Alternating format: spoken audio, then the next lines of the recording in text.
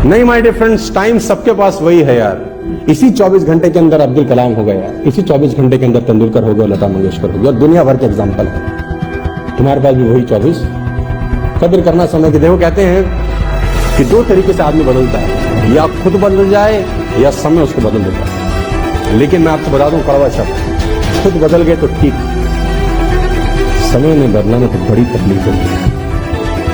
कुछ मत करो, एक दिन सोचो फेसबुक नहीं देखूंगा यार, इच्छा शक्ति मजबूत। अगर आपने एक दिन फेसबुक अपने मोबाइल पर नहीं देखा और अगले दिन आप एक अलग इंसान बन के निकलते हैं, yes I can do this, मैं अगर ये कर सकता हूं तो मैं कुछ भी कर सकता हूं। छोटे छोटे प्रयोग करिए सर, छोटे छोटे प्रयोग करिए, इससे आपकी इच्छा शक्ति प्रबल होती है, मन जागृत होता है और ये चीजें आपको जिंदगी में फॉरवर्ड करती है, आगे लेके जाती है। ये बहुत इंपॉर्टेंट चीज है कि आप छोटे छोटे प्रयोग करें जिनका कोई रेलेवेंस नहीं है।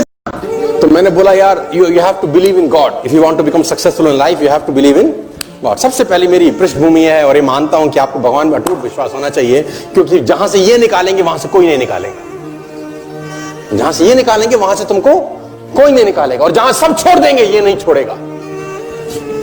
तो you must believe in God. और मैं आपको बताना चाहूंगा, अगर एक बार आप कुदरत से जंग लड़ लो और जीत जाओ, कुछ समय के बाद ये कुदरत सहयोगी हो जाती है तुम्हारी। यही कुदरत जो तुम्हारे आगे परेशानी खड़ी करती है, एक दिन यही सपोर्ट में आके तुम्हारे खड़े हो जाएगी, और अगर कोई अड़ंगी डालेगा भी सही तो पैर उठा के फेंक देगी पहाड़ पे। पहले विरोध करेगी फिर सपोर्ट करेगी। आप लोग तब भी तंग करेंगे जब तुम्हारे अल्ले पल्ले कुछ नहीं होगा, और तब भी तंग करेंगे जब तुम सफल हो जाओगे। छोड़ेंगे साला तुमको ये, बस तुम पीछे मत हटना। देखो जब तक सफल नहीं हो गए लोग सफल होने नहीं देंगे, जब सफल हो जाओगे सफल रहने नहीं देंगे। लोगों को बहुत तकलीफ होगी आपसे।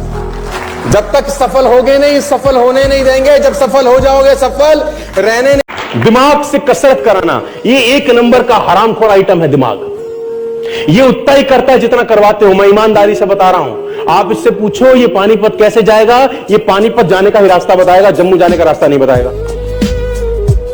आप इससे पूछो 20,000 रुपए कैसे कमाओ, ये 20,000 कैसे कमा जाएंगे उसका रास्ता आपको बता देगा। आप इससे पूछो मैं इस महीने 50,000 कैसे कमाऊं, माय डियर फ्रेंड्स ये आपको बताएगा 50,000 कैसे कमाए जाते हैं। हेलो, आप इससे पूछो 50,000 कैसे कमाऊं, ये तुमको 5 लाख रुपए कैसे कमाऊं रास्ता बताएगा। एक नंबर का हरामखोर आइटम, उतना ही करेगा जितना तुम इसको करने को। और मैं बता रहा हूं, आप इससे पूछो मैं 10 लाख रुपए कैसे कमा सकता हूं, ये तुमको बताएगा कैसे कमाए जाते हैं। आप इससे पूछो, आप इससे पूछो कि 10 लाख रुपए कैसे, ये आपको बताएगा। और जिस काम से आपका पेट पलता है ना सर, घर चलता है, उसको कभी गलत मत बोलना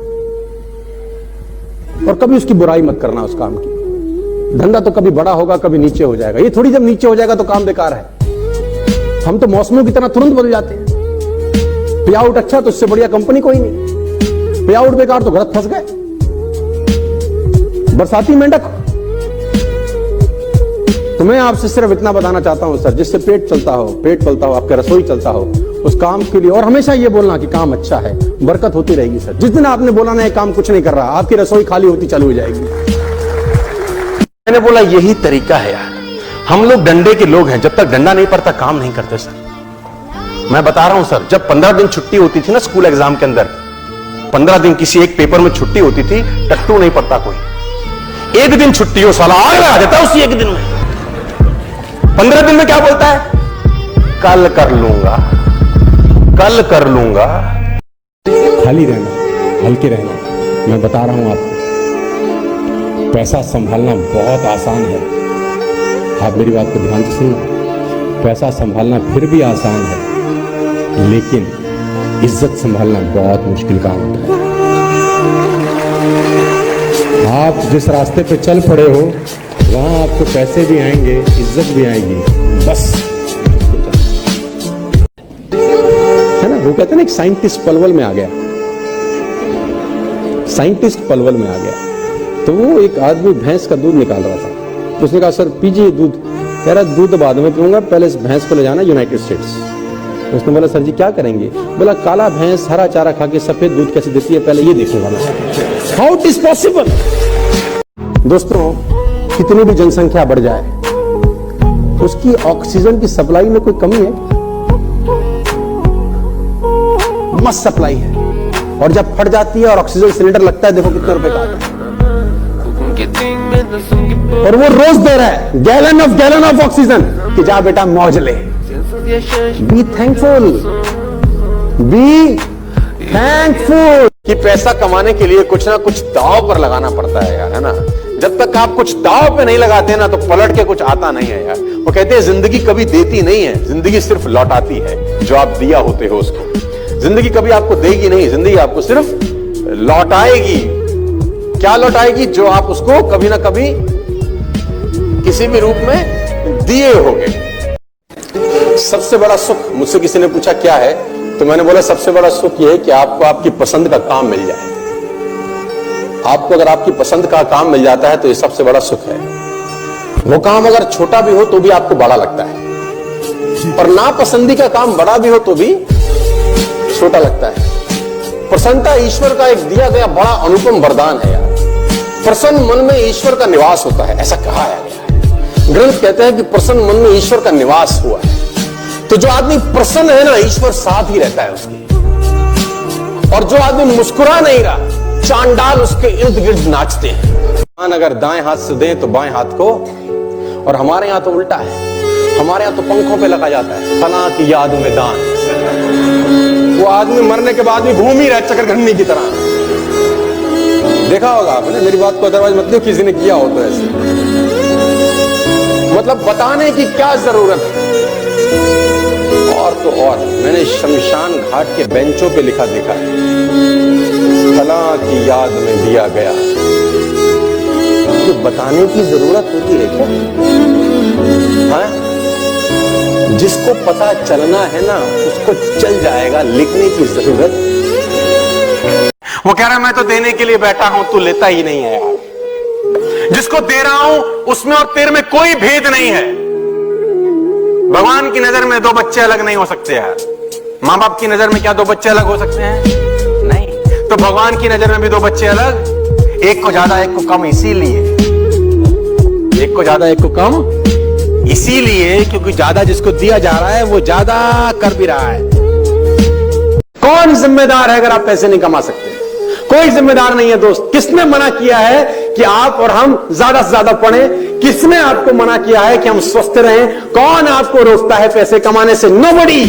वही आदमी आपको रोकता है जो शीशे में आपको दिखाई देता है, और वो है nobody in the world can stop you. आदमी का सबसे बड़ा दुश्मन कहते हैं इंसान खुद ही है। कौन जिम्मेदार है अगर आप पैसे नहीं कमा सकते?